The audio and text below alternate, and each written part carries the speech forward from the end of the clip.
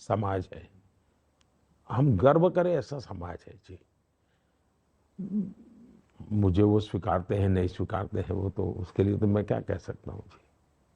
मोदी जी, महिलाओं की बात पर मैं आना चाहती हूँ, क्योंकि कई सारी चीजें हैं जो की गई। अब 26 जनवरी की परेड में शुरू में ये कहा गया कि सिर्फ संकेतों की बात की जा रही है कि ध्वजारोहण के समय आपके साथ कोई ऑफिसर खड़ी रहेंगी फीमेल, लेकिन धीरे धीरे पूरी की पूरी पलटन हमने देखा मार्च कर रही है। तैनाती एलओसी पे हो चुकी है महिलाओं की। संसद में आपने अपनी कैबिनेट में महिलाओं को बहुत अहम पोजीशंस दिए, पर हकीकत यह है कि 33% रिजर्वेशन, जिसका असर अभी कुछ दिन बाद दिखना शुरू होगा, एक पुरुष प्रधान राजनीतिक सिस्टम है, संसद भी है। आप कैसे बदलता हुआ देखते हैं कि महिलाएं इतनी बड़ी संख्या में वहां पर आएंगी? एक तो आपने G20 में मेरा एक काम देखा होगा। इवन पश्चिम के देशों के लोग जो बहुत फॉरवर्ड कंट्री कहें ना, उनके सामने भी ये बहुत बड़ा तुलनात्मक रूप से सोचने लगे।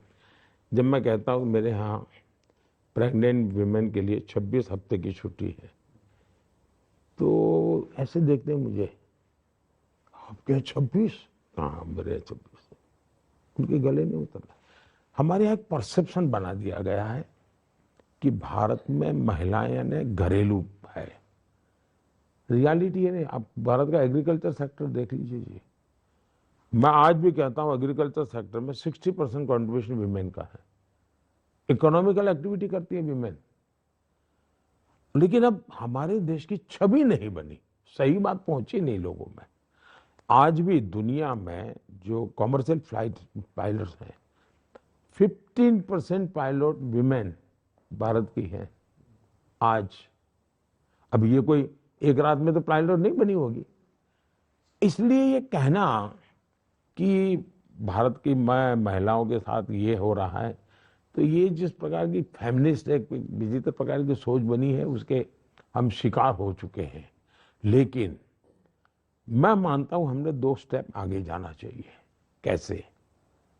एक तो हमें साइकोलॉजिकल बैरियर तोड़ने की जरूरत है।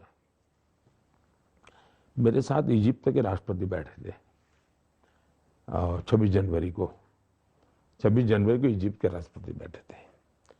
बोले पश्चिम वाले विमेन एम्पावरमेंट, बोले मैं तो यहाँ विमेन एम्पावरमेंट ही देख रहा हूँ।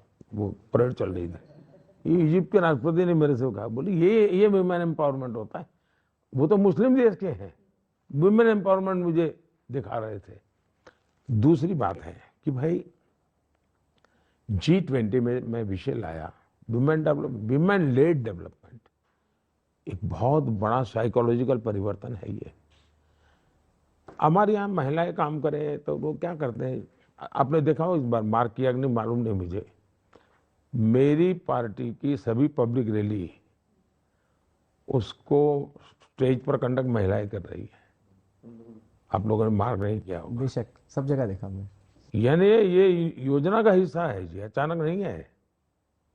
वरना उनका क्या काम क्या रहता था, एक डिश लेकर के आना, उसमें गुलदस्ता है, फिर कोई पुरुष आएगा, गुलदस्ता उठाएगा और देगा। ये बड़ा बदलाव है। ये मुझे पसंद नहीं है जी, मुझे पसंद नहीं है। आज मेरे सभाओं को कंडक्ट करती महिला कार्यकर्ता है। ये मेरा निर्णय है, मेरी पार्टी का निर्णय है। विमेन लेड डेवलपमेंट की दिशा में जाता हूं। दूसरा,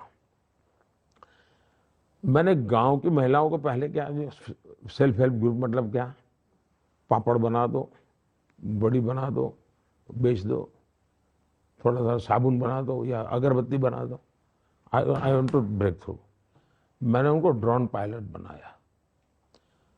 मुझे मेरी उन महिलाओं से बातें हुई, बोले साहब मैंने तो कभी साइकिल भी नहीं चलाई थी, लेकिन आज पूरा गांव मुझे ड्रोन पायलट के रूप में जानता है। Drone pilot. मैं गुजरात में था तो मैंने तय किया, भाई सरकार है तो क्या, मतलब पुलिस वाला आया तो सरकार आई, ये इंप्रेशन है। I want to change this psychology. तो मैंने आंगनवाड़ी और आशा वर्कर जो थे उनको मैंने कहा यूनिफॉर्म सरकार देगी। इसलिए नहीं कि मुझे वोट चाहिए था, और मेरा सूचना थी, मैंने फैशन डिजाइनर को बुलाया, मैंने कहा एयर होस्टेस से मुझे अच्छे कपड़े चाहिए। ये आंगनवाड़ी वर्कर के लिए एयर होस्टेस से अच्छे कपड़े। और मैंने किया। और फिर मैंने क्या किया, जब भी मुख्यमंत्री या कोई भी मिनिस्टर जाएगा तो जो क्यू रहती है रिसीव करने में, उसमें आंगनवाड़ी आशा वर्कर रहने चाहिए। साहब सब में करवा पड़ता था। गांव की स्थिति ये बन गई कि आंगनवाड़ी के आशा वर्कर खड़े हैं मतलब सरकार खड़ी है पूरा। यानी एक एक, यानी मेरा कमिटमेंट है जी। जो आपको दिखता है वो नहीं, बहुत सी चीजें मतलब। आप मेरे यहाँ डेयरी का काम देख लीजिए जी। मैंने डेयरी में तय किया, मैं गुजरात में था, कि मिल्क का जो पैसा है मेरे पुरुष को नहीं जाएगा, विमेन का अकाउंट खुलेगा, उसके अकाउंट में सीधा जाएगा। और डेली 2-2 हजार करोड़ रुपए डिलीवरी होता है, डेली 2-2 हजार करोड़ रुपया, और महिलाओं के खाते में जाता है पैसा। अभी काशी में मैंने एक डेयरी शुरू की। मैंने कहा डेयरी तब शुरू होगी पैसे महिलाओं के खाते में जाएंगे। वो पशु वो पालन करे, दूध की चिंता वो करे, दूध भरने के लिए वो आ जाए, और पैसे को वो ले जाए, नहीं चलेगा। मैंने जब भूकंप के घर बनाए गुजरात में, तो सरकार ने जो घर बनाए वो मैंने महिलाओं के नाम पर ही मिलेंगे, पुरुष के नाम पर नहीं मिलेंगे। और यहाँ में आया जो 4 करोड़ घर बनाए, मैंने कहा पहला हक महिला का रहेगा, पहला का। फिर मैंने एक नियम किया कि जो स्कूल में बच्चा दाखिल होता है तो पिता का नाम लिख दो, नहीं माता के भी लिखा जाएगा। ये बदल किए हैं। आज माता का नाम भी होता है स्कूल में बच्चे के साथ, सिर्फ पिता का नाम नहीं होता है। तो आपको एक तो आपकी थॉट प्रोसेस काम करती है, फिर उसमें से छोटी छोटी चीज आपको सूझती, और ये ताकत नीचे से लानी पड़ती है जी। नीचे से जब ताकत आती है तब जाकर के वो परिणाम मिलता है। मैंने एक काम किया, बड़ा इंटरेस्टिंग है जी, सुनने जैसा है, बस मैं आपको मीडिया को दिखा नहीं पाओगे आप लोग इतना। मैं गुजरात में नया मुख्यमंत्री बन के गया तो पंचायतों के चुनाव हुए, कोई 1500 पंचायत के चुनाव हुए।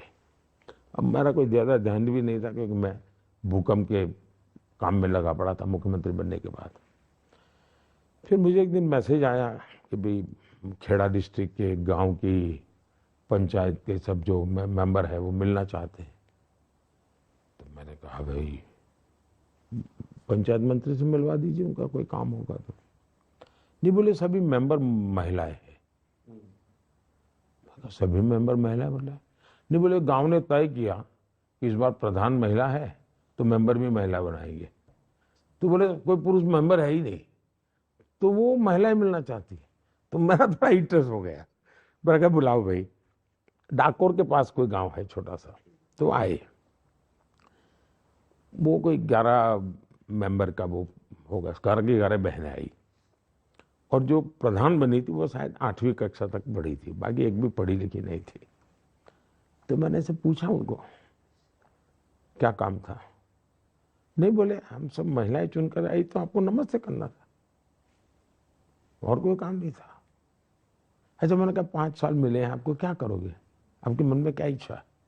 तो प्रधान ने जो मुझे कहा ना, कोई दुनिया का कोई इकोनॉमिस्ट नहीं बता सकता है जी। उस प्रधान ने मुझे कहा साहब हमारा गांव छोटा है, लेकिन मेरी इच्छा है कि 5 साल में मेरे गांव में एक भी गरीब न रहे। साहब एक प्रधान उसको इकोनॉमी